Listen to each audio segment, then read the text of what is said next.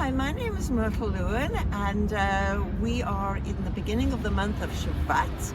And on the 15th day of the month of Shabbat, we have Tu B'Shvat, which is the Jewish New Year of the trees. So I've decided to come out here because in this particular area we have several Tu B'Shvat trees from past years. Like this one here and over there. A lot of these trees here have been planted specifically for Tu B'Shvat.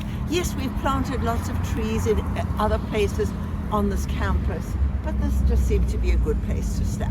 So what is Tu B'Shvat? Well, Tu B'Shvat is actually biblical, and the 15th day of the month of Shvat is when the whole idea of your tithing begins. So the tithing was the contributions that the ancient Hebrews had to make of their produce, their fruit and their vegetables and what have you, and take them to the temple.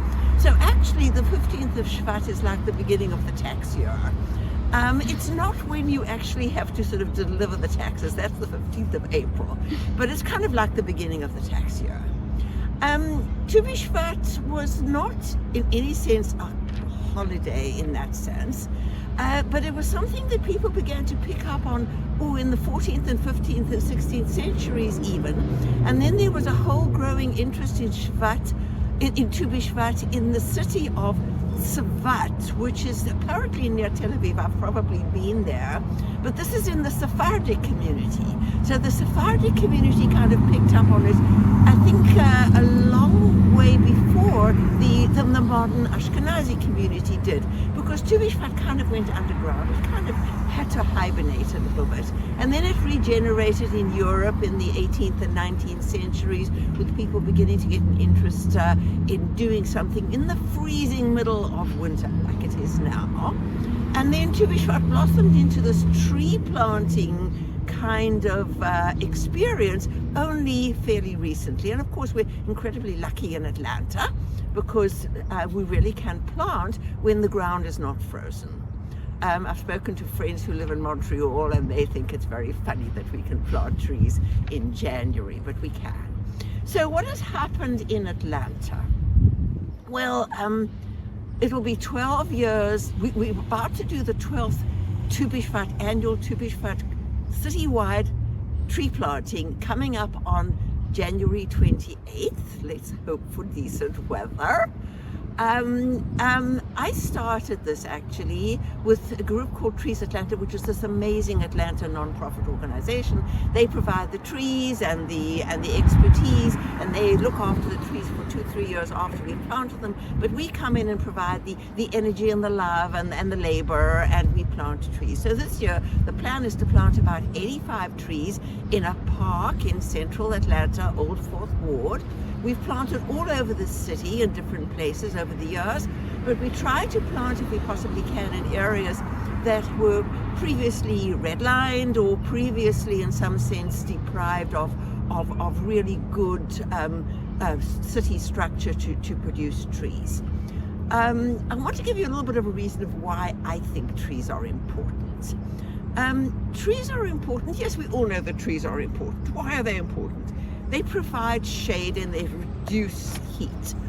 In the midsummer, do you know that trees can reduce the heat by up to 20 degrees Fahrenheit? That's huge. It means that in areas that are tree deprived, the roads are hotter, there's more concrete, the houses are hotter, the apartments are hotter.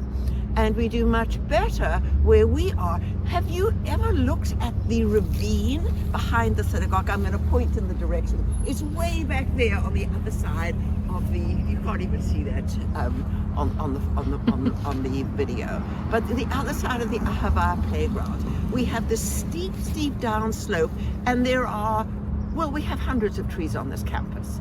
And when I first started with the green team here, a lot of these trees were actually badly affected by the fact they had this thing called English ivy, which is a terrible invasive, creeping up on them. So the English ivy would creep up, and you could get insect infestations at the bottom of the trees. We have de-ivied hundreds of trees on this campus. That's tree conservation. And yes, it's much cooler because of that. We probably don't even think about it, but it really is. The second important thing about trees is they prevent stormwater runoff. If you don't have trees, the rainwater just rushes and it carries with it the topsoil. And topsoil deprivation is one of the most crucial issues now facing large swathes of land in the United States. The third thing is that trees reduce air pollution. Trees absorb, well, they don't only absorb the carbon dioxide, this is called sequestering of carbon, but they also remove other stuff from the air. They remove nitrous oxides and they remove particulates. So trees actually clean the air and possibly can contribute to reducing asthma and other diseases. The next thing is that trees are so important for actually holding on to carbon. This idea of how can we capture carbon from the atmosphere because we're pumping more carbon into it than we are pulling from it is one of the big issues facing the climate crisis. And so by having more trees, more greenery, more ground cover, more shrubs, we are absorbing that carbon dioxide, but the point is to save it in the ground and to keep it there and not to release it. And I think the most important thing is that trees connect us back to nature. Have you ever actually put your hands out on a tree and sort of held it and tried to put your ear close and listen? This might sound kind of sort of touchy-feely, but it is touchy-feely, but it's very meaningful. And I think that if we learned to do this more, if we learned to look down, look up, see what's above us, see the ground underneath us, we would just be better for it. I love it when I work with the kids at Ahavath or sometimes with the kids at Kesher and we dig in the ground and it's, look, Miss Myrtle, I found a creepy crawly or I found a worm. Kids love that kind of stuff. The more of that kind of stuff we can do with the kids here, the better. The more we are training them to be aware, not only to plant trees, but to become tree planters. So I hope that you will sort of share some of the excitement that I have for trees. I hope you'll support the work of the greening group and what we do, and thank you for listening to me.